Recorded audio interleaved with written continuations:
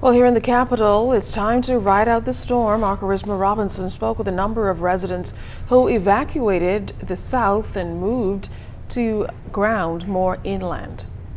A number of residents adhering to warnings repeated by local officials to evacuate low-lying areas in the southern coastline of New Providence to avoid high storm surge that may come with Hurricane Matthew.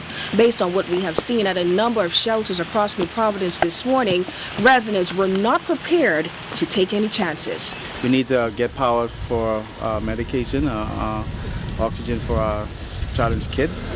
And two is we have friends letting us know from Long Island in the past that 6 feet of water look good, and especially we have 12 on the coast. So we just moving a little bit more because even if it's 3 or 4 feet, I don't know, whatever, our turn, we just think it's best. We saw the warnings about the storm surge, and we felt that because we live in a low-lying area, that we should get out. Even though we have a second story, we still didn't trust it, so we just packed up everything and we decided to come up here because it's a hill. So, yeah. Better safe than sorry, right? Better safe than sorry. Okay.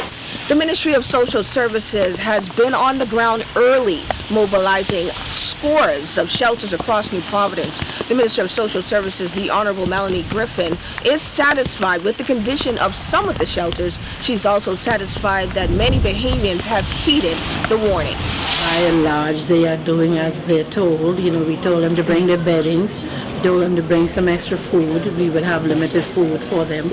And they have come, and some people have come, particularly at this center. They have come, some have come from Pioneer Gardens, some have come from South Beach, some have come from Fox Hill. You know, so they have come from, and some have come even from, I think, in Yamacraw Beach Estates, and so they have heeded the call, particularly those persons who have been asked to evacuate. When our news team visited St. Mary's Hall at St. Augustine's College, there were already 130 people occupying the shelter that can hold up to 200 people.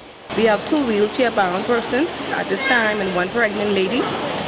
Persons have been coming in from Seabreeze, Yamacraw, Joe Farrington Road, and the Fox Hill area so far. So how has the process been in terms of signing them in and getting them settled in? Our intake process has been flowing very good. We have some Defense Force officers that has been assisting us in that intake process as well. So that has been flowing very well. And talk about the conditions here. Is it equipped with generators and the necessary supply that is needed to ride out the storm?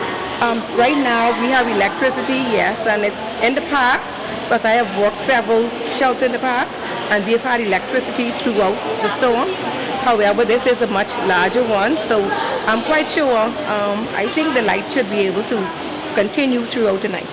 Over at the New Providence Community Center, the atmosphere was relatively more comfortable. I'm an entertainer. I love entertaining. So I imagine it's my home, and I got all these folks come down now, and so we're going to make sure that their mind is not on the storm, their mind is not on their home.